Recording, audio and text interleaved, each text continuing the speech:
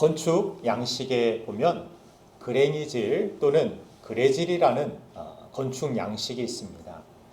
고궁이나 가옥을 지을 때는 반드시 주춧돌을 놓는데 예전에는 돌을 연마하는 기술이 없어서 자연 상태 그대로 울퉁불퉁한 돌을 가져다가 세웠습니다. 그리고 이 울퉁불퉁한 주춧돌 표면에 맞춰서 주춧돌 위에 놓일 기둥 밑면을 깎아내는 이 작업을 그랭이질이라고 부른다고 합니다. 주춧돌에 꼭 맞게 그랭이질이 된 이 기둥은 못이나 접착제 없이도 수백 년이 지나도 흔들림 없이 건물 전체를 지탱해 준다고 합니다. 저는 반석이신 예수 그리스도를 주춧돌로 삼은 우리가 견고하여 흔들림 없이 일어나기 위해서 우리 신앙에 있어서 반드시 이 그랭이질이 필요하다라고 생각을 합니다. 우리는 많은 부분 우리의 생각에 반석이신 주님의 생각을 바꿔보려고 합니다.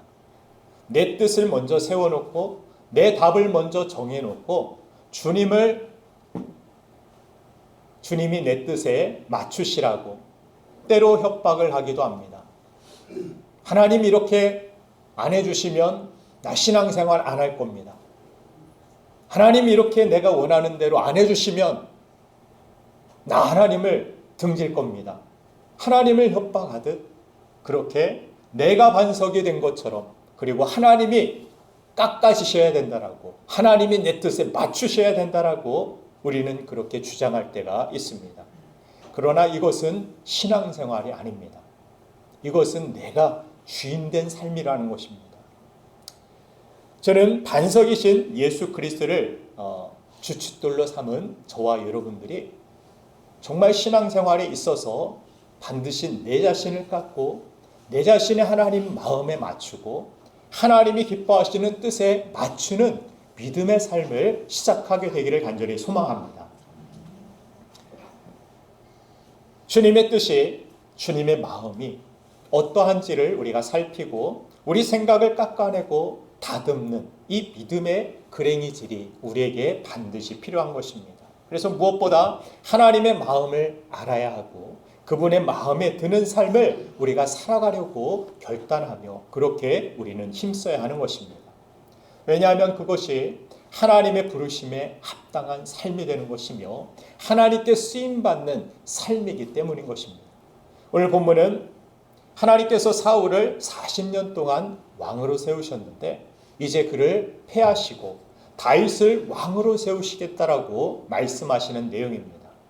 그런데 그 이유가 중요한데 바로 하나님에 맞는 사람, 그 사람이 바로 다윗이다라고 말씀하시고 그를 세우시겠다라고 말씀하십니다. 게다가 23절을 보면 우리의 구원자가 되시는 예수 그리스도를 약속하신 대로 이 다윗의 후손으로 보내어 주시겠다라고 말씀하시는 것을 보게 됩니다.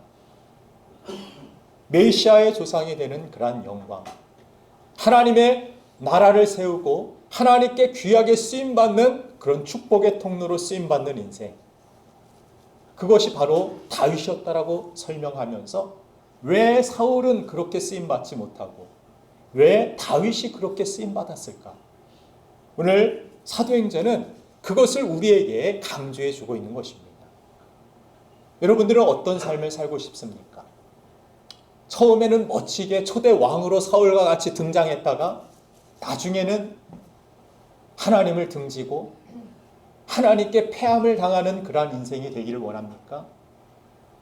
아니면 지금은 연약하고 지금은 고통의 현장 가운데 있지만 다윗과 같이 하나님의 마음에 합한 사람이 되어 갈수록 하나님의 뜻이 그 삶 속에 이루어지고 가면 갈수록 하나님의 영광을 나타내고 죽어서도 그를 통하여 하나님의 약속이 성취되고 예수 그리스도 메시아가 이 땅에 오는 축복의 통로로 쓰임받는 인생이 되고 싶지 않습니까?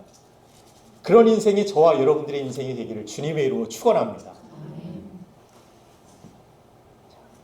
여러분들이 만일 어떤 일들을 계획하고 또 그것을 이루려고 할 때 여러분들이 누군가를 뽑아서 그 사람과 함께 하기 위해서는 그 사람의 재능도 보겠지만 같이 끝까지 함께 그 일을 이루어 가기 위해서는 마음이 맞아야 하는 것이 중요함을 깨닫습니다. 마음이 맞지 않는 사람, 그래서 그런 말을 자주 하지 않습니까? 마음이 맞아야 같이 일을 하지. 마음이 안 맞으면 기능은 있고 재능은 있고 재주는 있어도 능력은 있어도 마음이 맞지 않는 사람과 함께하는 것은 고통의 현장이 될 수밖에 없는 것입니다. 좀 부족해도 마음이 맞으면 서로 보완해 가면서 서로 채워가면서 그렇게 할 수 있지만 마음이 안 맞으면 도저히 함께 동행할 수가 없다라는 사실입니다. 여행이 좋은 것이지만 마음 맞지 않는 사람과 여행하는 것만큼 힘들고 피곤한 일도 없을 것입니다. 그러나 불편한 여행길에도 마음 맞는 친구와 마음 맞는 연인과 마음 맞는 사람들과 함께하는 여행이라면 어떤 고난도 오히려 추억이 되고 즐거움이 될 수 있을 것입니다. 그만큼 마음에 맞는 것이 얼마나 중요한지 오늘 성경은 그렇게 우리에게 말씀해 주고 있는 것입니다. 그래서 마음 맞지 않는 사람과 일할 때 보면 자기는 열심히 일한다라고 하는데 내 마음에 내 계획과는 상관없이 자기 멋대로 자기 마음 맞는 대로 열심히 일해서 하면 할수록 원래 계획과는 완전히 다른 방향으로 돼버려서 결국 일을 망치게 되는 그러한 경우도 있습니다. 그래서 하나님도 구원은 모든 이에게 주신다라고 말씀하시지만 특별히 이 땅에서 우리가 남겨진 인생 속에서 하나님의 일을 이루어 가실 때 하나님의 마음에 맞는 사람을 찾으신다라고 성경을 통해 말씀하고 계십니다. 그래서 설교 제목이 너 참 마음에 든다. 이 말씀을 하나님께 듣는 저와 여러분들 되기를 간절히 바랍니다. 너 참 마음에 든다.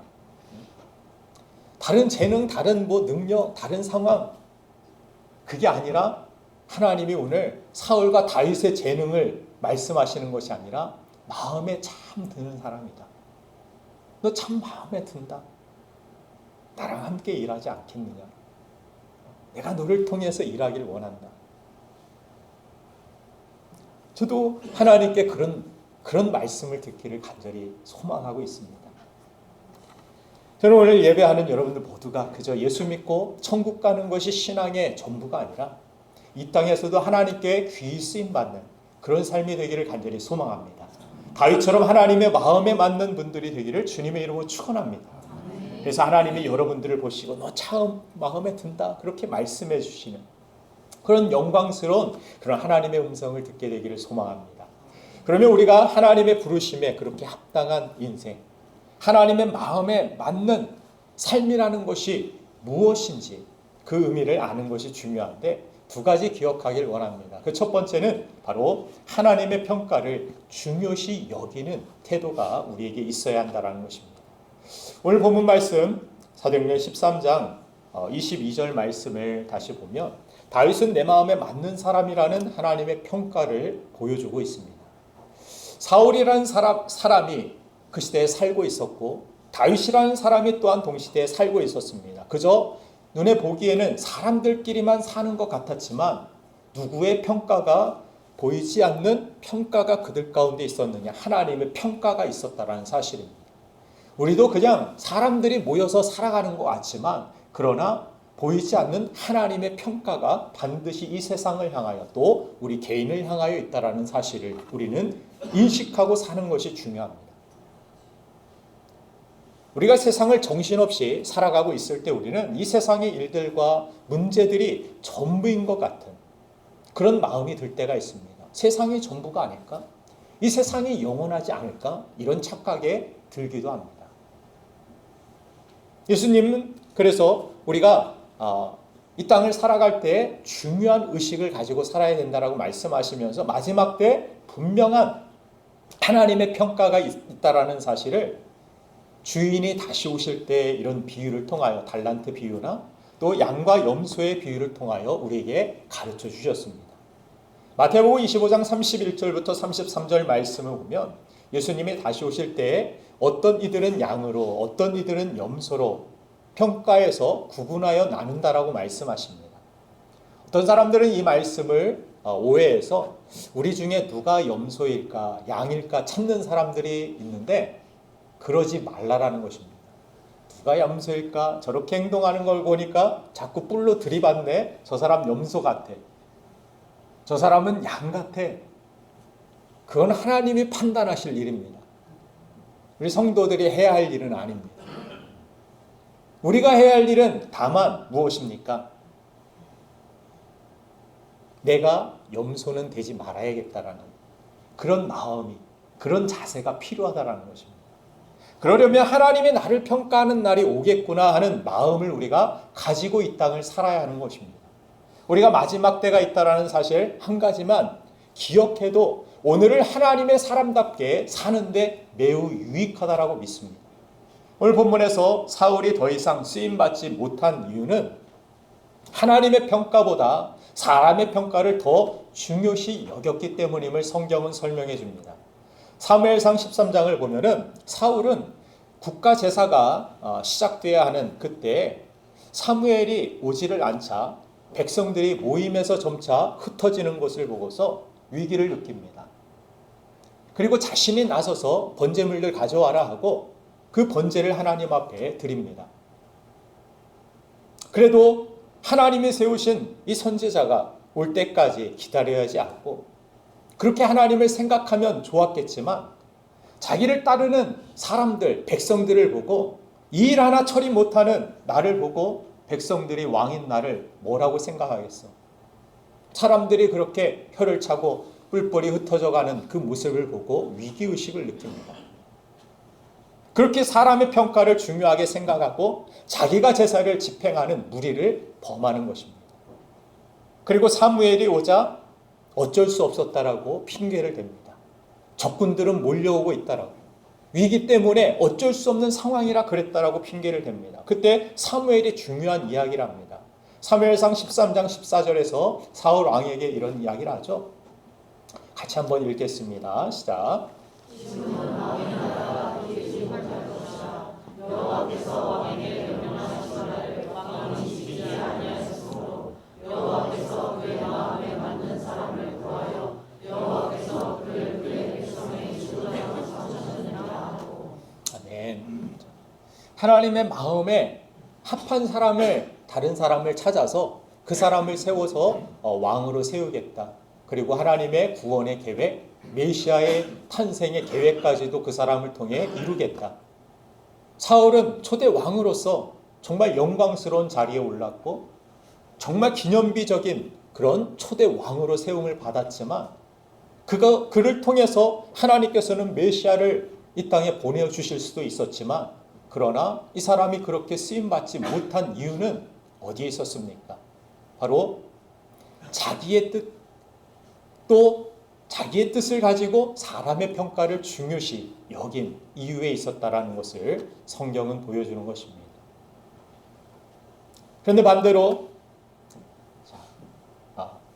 다윗은 어떤 삶을 살았습니까?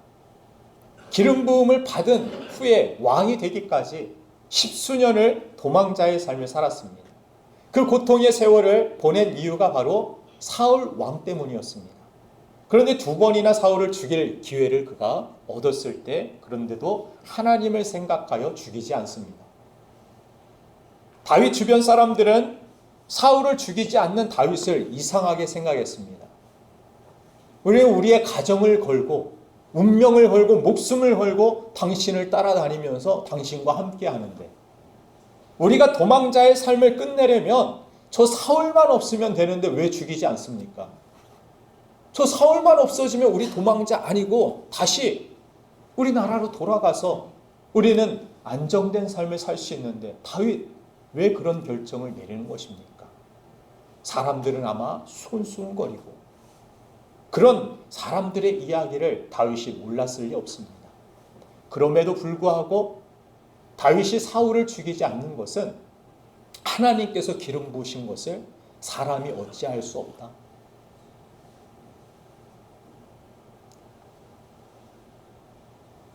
사울은 사람들의 말과 평가에 흔들렸지만 다윗은 사람들의 말과 평가에 흔들리지 않았습니다. 왜냐하면 하나님의 평가가 더 중요하기 때문이었습니다. 하나님이 기름 부으신 왕을 내 손으로 어찌할 수 없다. 이 모든 것은 하나님이 끝내셔야 하고 끝날 때까지 그것을 내가 끝내는 것이 아니라 나는 인내해야 되고 그 고통 가운데서 하나님의 선하신 계획과 뜻이 반드시 있음을 믿고 하나님의 때를 기다리는 그런 다윗의 태도, 하나님의 평가를 중요시 여기는 이 다윗이 하나님 앞에 쓰임받는 인물이 된 이유가 됐다는 것입니다. 사울이 패함을 당한 또 한 가지의 이유를 성경은 무엇을 이야기합니까? 이스라엘이 대승을 거뒀던 적이 있었죠. 전쟁에서 승리하고 왔을 때 사울왕에게 그런 명령을 하나님께서 주셨습니다. 거기에서 전리품들이 있을 때 그 모든 것들이 아깝다라고 생각하지 말고 그것에 생명을 다 멸하고 그 전리품을 가지고 오지 말아라. 그런데 사울왕이 승리를 거두고 나서 가만히 보니까 수많은 양떼와 가축들과 이 모든 재산들이 우리에게 국익이 되고 이것들을 나라로 가져가면 그 백성들이 기다렸던 사람들이 얼마나 환호할까, 얼마나 좋아할까. 그 사람들에게 한 마리씩 공짜로 나눠지기만 해도 나의 입지는, 나의 인기는, 사람들의 평가는 아주 좋아질 텐데 이런 욕심이 생기는 거죠. 그래서 그것을 죽이지 않고 어떤 핑계를 대고 가져옵니까? 하나님 앞에 번제를 드리려고, 하나님 앞에 제사를 드리기 위해서, 하나님을 위해서 내가 이것들 가지고 왔습니다. 하나님의 이름을 거론하면서 거짓말을 하는 것입니다. 나 하나님의 영광을 위해서 그렇게 살려고 하지만 하나님은 그 중심을 알고 계셨습니다. 그것이 아니라 사울은 하나님보다 사람의 평가를 더 중요시 여긴 사람이었다. 그래서 쓰임받지 못하고 이 사람은 더 이상 나와 일을 같이 할 수 없는 사람이다. 그래서 사무엘을 통하여 하나님께서 말씀하신 거예요. 내 마음에 맞는 자를 통하여서 내가 그 일을 이루리라.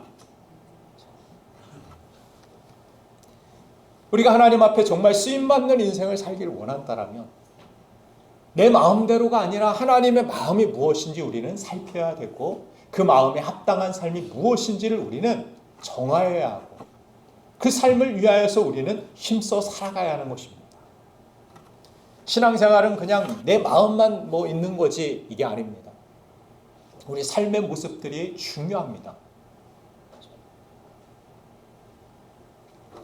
다윗이 나중에 사울왕이 마지막 숨을 거둘 때의 모습을 성경에서 기록하면서 마지막 숨이 붙어 있을 때 간당간당 할 때 지나가던 아말렉 병사가 그 모습을 보고서 마지막 숨을 끊어버리고 그가 가진 왕관과 그가 가진 것들을 가지고 와서 내가 사울을 이렇게 죽였다라고 이것이 증거물이라고 내밉니다.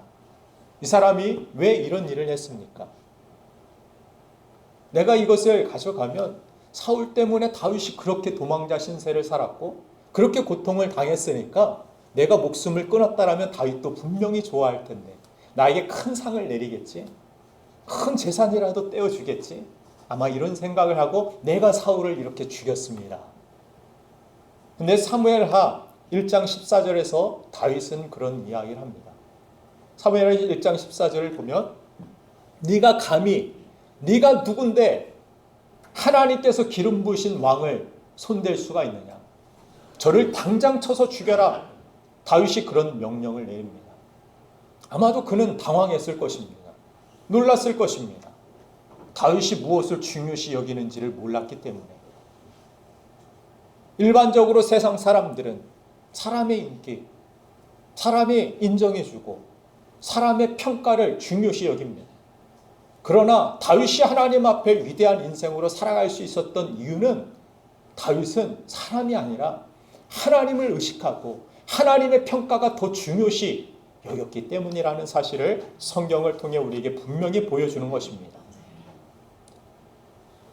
그 이후에 그래서 열왕기 상하를 보면 하나님이 정직한 왕, 마음에 합한 왕을 설명할 때 누구를 기준으로 삼느냐면 다윗을 기준으로 삼습니다.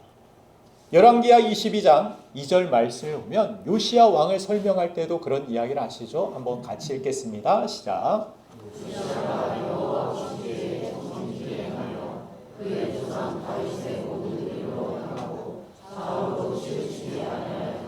아멘.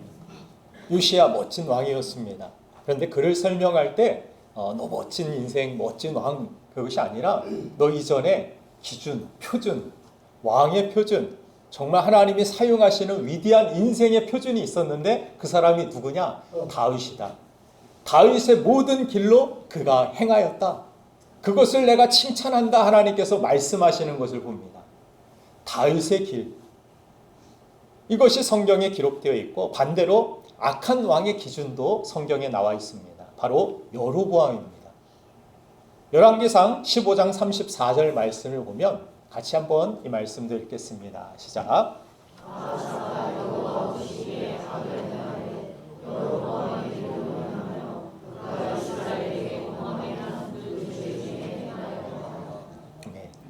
여로보암의 길로 행했다. 악하고 죄짓고 우상숭배하고 이런 사람의 표준, 하나님께서 제일 싫어하는 왕의 기준이 누구냐? 여로보암이라는 왕이었습니다. 여로보암이 그냥 인간적으로 볼 때는 괜찮은 사람이라고 사람들에게는 여겨졌던 사람입니다. 이 사람이 누구냐면 북이스라엘을 처음 세운 그러한 왕입니다. 북이스라엘과 남유다가 갈라질 때, 특별히 솔로몬 이후에 솔로몬 아들이 나라를 다스릴 때 이 아들이 무능합니다. 그러자 사람들이 반란을 일으켜서 자기의 권력을 쟁취하기 위하여 일어섭니다. 그때 반란이 일어났는데 대부분의 12지파 중에 대부분 지파가 이 여로보암을 따릅니다. 북이스라엘 그래서 이 사람이 세우게 되는데 여로보암은 인간적으로 정치력이 아주 좋아서 치리를 잘하는 왕이었습니다. 아주 잘 다스리는 사람입니다. 계획적이고 모든 것들을 다 세워서 틀에 맞게 나라를 잘 운영하는 사람, 정말 믿을 만한 사람, 우리 지파들의 모든 인생과 모든 운명을 맡길 만한 그런 신뢰받는 사람이 바로 여로보암이었습니다. 그래서 사람의 마음을 이끌어낼 줄 아는 사람이었고 또 수단 방법 안 가리고 어떤 일들을 도모할 때는 큰 일을 도모할 줄 아는 사람, 정말 훌륭한 지도자로 여러분들 여겨지지 않습니까? 이 사람 생각할 때 저와는 반대인 사람 같아요. 저는 할 줄 아는 것도 별로 없는 것 같고 추진력도 별로 없는 것 같고 오히려 잘 다스리고 일을 막 크게 벌리고 이루어내고 이런 사람들이 지도자로 훌륭하게 쓰임받고 하나님께서도 그런 사람을 사용하셔야 될 것 같은데 왜 하나님 저 같은 사람을 사용하십니까? 그런 질문을 저도 하나님 앞에 드릴 때가 있습니다. 근데 여로보암은 인간적으로 볼 때는 정말 훌륭한 지도자, 인생을 다 맡기고 운명을 맡기고 걸고 따를 수 있는 지도자와 같이 그렇게 평가를 받는 사람이었지만 하나님의 평가는 최악의 왕, 악한 왕의 기준, 그것이 여로보암의 길이다. 하나님께서 말씀하시는, 우리가 생각하는 평가의 기준과 하나님의 평가의 기준은 완전히 다르다라는 사실을 보게 됩니다. 그 하나님은 저와 여러분들에게 질문하고 계십니다. 여러분들은 다윗의 길로 걷고 계시는지 아니면 이 여로보암의 길로 걷고 있는지, 우리는 어떤 길을 걷고 있는 것 같습니까? 사람의 평가 아니면 하나님의 평가?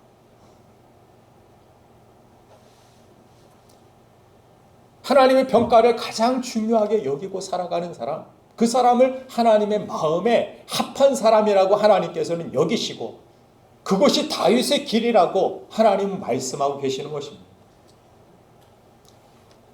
그래서 우리가 그렇게 하나님의 평가를 중요시 여기고 살아가기 위해서 한 가지 방법을 여러분들에게 제안해 드리고자 합니다.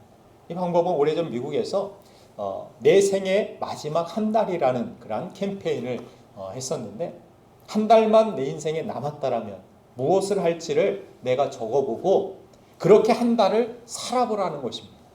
적은 대로 한번 한 달을 그렇게 살라라는 것입니다. 많은 사람들이 정말 이 기간 동안 소중하고 중요한 것들이 무엇인지 구분되었고 내 삶의 중요한 가치를 발견하여 그것을 위하여 살아갈 수 있는 변화가 시작되었다라고 이야기했습니다. 여러분들, 만일 오늘이 제가 설교하는 마지막 날이라면 어떤 마음이 드실까요? 너무 좋아하지 마시고. 잘됐다, 지난주 설교가 길어가지고 성가대 연습도 제대로 못하고 회식에도 겨우 도착하고, 그런 마음 말고 마지막 설교다, 이제와 달리 집중이 되는 마음이 들지 않습니까? 잠이 확 달아나시죠? 만약 오늘이 여러분의 마지막 날이라면 여러분들 어떤 말을 하시고 사시겠습니까? 여러분은 어떤 행동을 하며 어떤 일을 제일 중요하게 여기며 여러분들 사시겠습니까? 우리는 여러 가지 시간들 속에서 남을 욕하고 헐뜯고 비난하고 이런 데 여러분들의 시간을 쏟지 않을 것입니다. 한 달밖에 남지 않았다라면 여러분들 가족들 또는 교우들과 안 좋은 관계로 여러분들 지내지 않을 것입니다. 그런 인생을 우리는 허투루 보내지 않을 것입니다. 좀 더 하나님 앞에 바람직하고 하나님 보시기에 좋은 그런 모습으로 여러분들이 살 것입니다. 그래서 성경에서 마지막을, 말세를 우리에게 이야기하는 것은 우리에게 공포감을 주기 위한 하나님의 말씀이 아닙니다. 무슨 말씀입니까? 마지막이 있다라는 것은 지금을 마지막처럼 생각하면서 하나님 앞에서 준비하며 살아가라는 하나님의 메시지입니다. 마지막은 반드시 있는데 오늘 공포 가운데 부들부들 떨며 그렇게 사는 것이 아니라 마지막 하나님의 평가가 있으니 오늘 하나님의 평가 앞에서 나는 어떻게 살아갈 수 있을까? 어떻게 살아가야 되는 것인가? 하나님 앞에 우리가 너 참 마음에 든다, 하나님께서 사용하시고 하나님께서 그런 평가를 우리에게 주시기 위하여 나는 어떻게 살아가야 될 것인지, 그렇게 우리가 마지막을 생각하면 특별했던 것들이 특별하게 보이지 않을 수 있습니다. 정말 내 인생에 목숨을 걸고 중요하게 여겼던 것들이 그렇게 중요치 않게 여겨질 수 있습니다. 오히려 하찮게 여겨졌던 것들, 소홀히 여겼던 것들이 더 중요하고 귀중한 것임을 우리가 그 가치를 발견해낼 수 있습니다. 사랑하는 여러분들, 오늘 다윗은 그렇게 하나님의 평가를 무엇보다도 중요시 여겼고, 내가 지금 할 수 있는 그런 고난과 상황 속에서도 하지 않는 것은, 또 하는 것은 하나님의 평가를 의식하고 살았기 때문임을 성경은 분명히 말씀하고 있습니다. 오늘도 우리가 하나님 앞에 그렇게 쓰임받는 인생이 되길 원한다면 이 의식이 매일매일 우리 의식 속에 살아있어야 합니다. 하나님이 나를 평가하시고, 이 일을 할 때 하나님이 어떤 평가를 내리실까? 이 말을 할 때 하나님께서 어떤 평가를 내리실까? 그 말이 하나님이 들으시기에 좋았다 이렇게 평가하실까? 그 일을 한 것을 하나님께서 잘했다 칭찬하실까? 하나님의 평가를 여러분들 기억하시고 그 평가가 너 참 마음에 든다라는 평가로 이어지는 우리가 되기를 간절히 소망합니다. 두 번째, 마지막으로 한 가지 더, 하나님 마음에 합한 그러한 사람이라는 것은, 하나님 마음에 드는 인생이라는 것은 하나님 방향으로 걸어가는 인생임을 성경은 우리에게 말씀해 줍니다. 성경의 다윗을 하나님 마음에 맞는 사람이라고 이야기하는 것은 다윗의 인생이 100점짜리 흠없는 인생이어서가 아닙니다. 여러분 가운데 혹시 우리 자녀가 다윗과 같이 되기를 원합니다, 다윗처럼 우리 자녀를 세워주옵소서 이렇게 기도하시는 분들이 계신다면 그 기도의 내용을 완전히 바꾸시길 바랍니다. 왜요? 다윗은 골리앗을 무찌르기도 했지만 부하의 아내를 간음하고 거짓말하고 부하를 전쟁터 최전방에 보내서 죽인 사람입니다. 살인자입니다. 그런데 내 자녀를 다윗처럼 되게 해달라고 기도하는 것, 그것은 좀 무리가 있지 않은가 생각이 듭니다. 물론 장점만 닮으라고 기도하는 것입니다 이렇게 이야기할 수도 있겠죠. 그러나 장점만 담는다라고 이야기한다라면 주변의 깍두기 아저씨들, 그들을 닮게 해주세요. 그 기도와 뭐 별반 다르지 않습니다. 별반 다르지 않아요. 그들도 최고의 가치, 의리가 있기 때문에. 다윗의 장점만 닮게 해주세요. 그렇게 기도하는 거, 깍두기 아저씨 닮게 해주세요. 깍두기 아저씨의 장점 있으니까. 그게 아니라는 것입니다.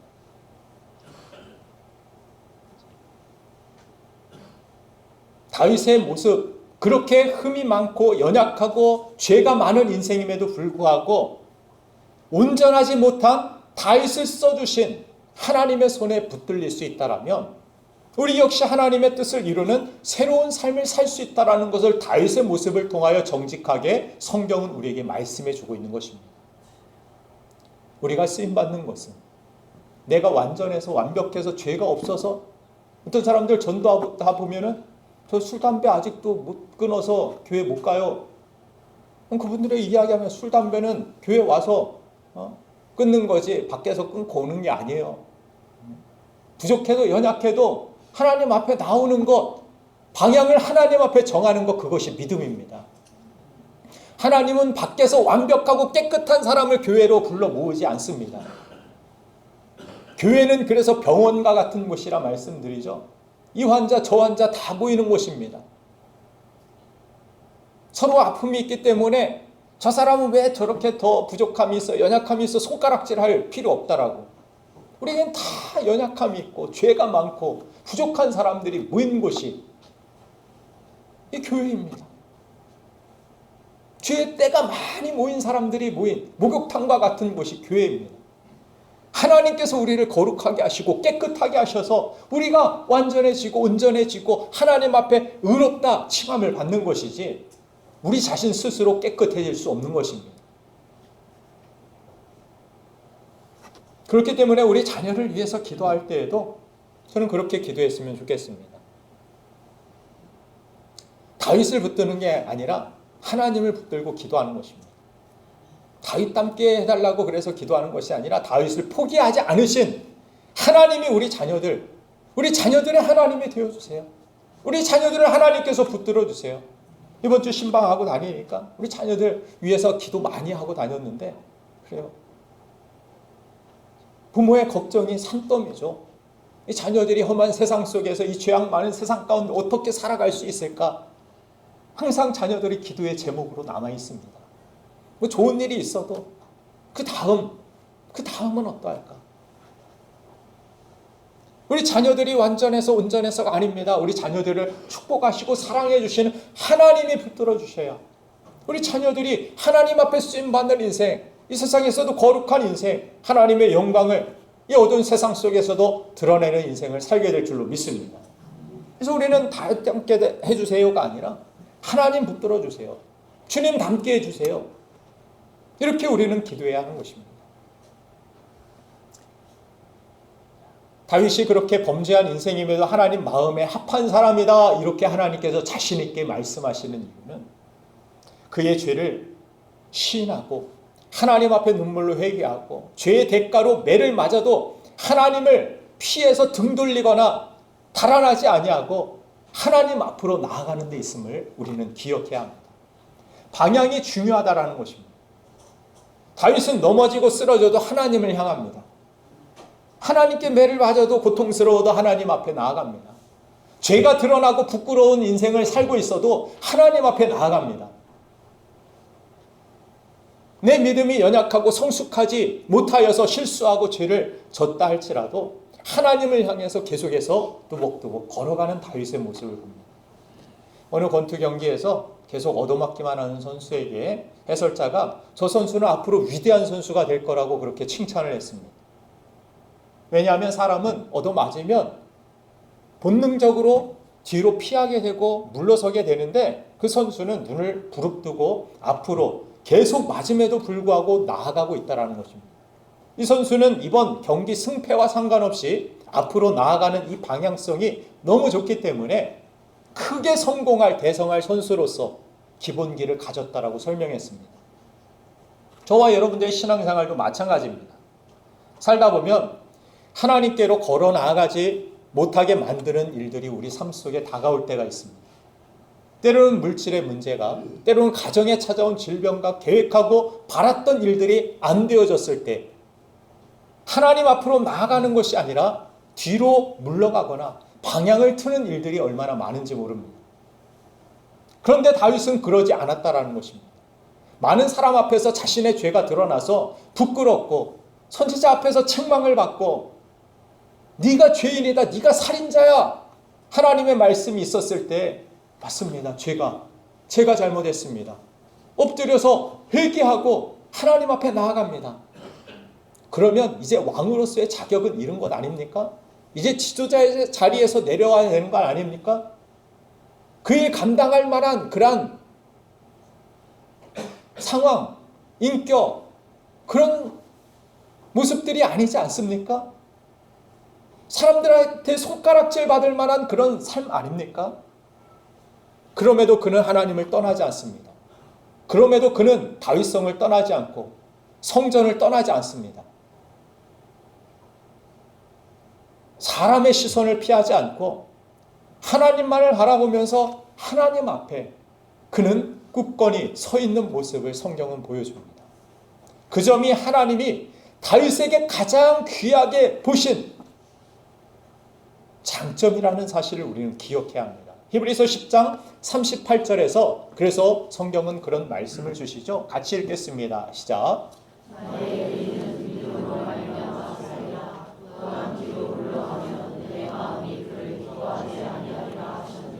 아멘.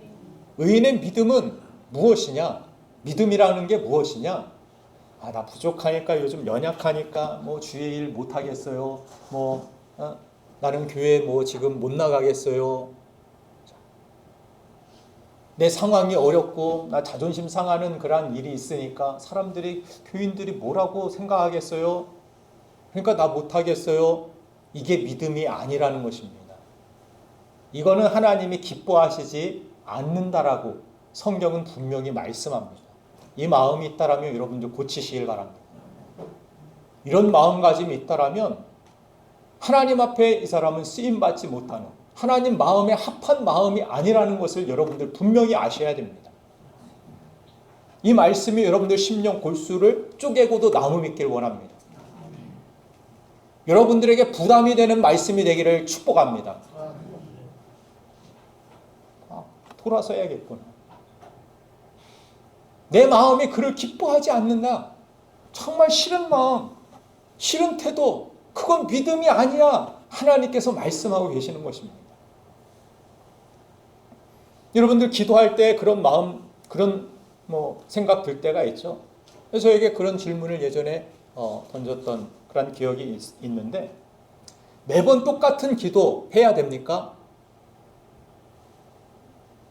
맨날 똑같은 기도 하나님께서 귀가 먹으신 것도 아닌데 한 번 했으면 됐지. 하나님께서 아시겠죠? 저처럼 자주 까먹을까요? 어저께도 신방하는데 우리 김씨 집사님 이름이 갑자기 생각 안 나서, 누구시죠? 실례지만 저는 깜빡깜빡하지만 하나님은 기억하시는 하나님이신데, 내가 옛날에 기도했는데 또 기도해야 되나요? 그 제목 가지고. 저는 하는 것 중요하다고 생각합니다. 여러분들의 신앙의 유익을 위하여서.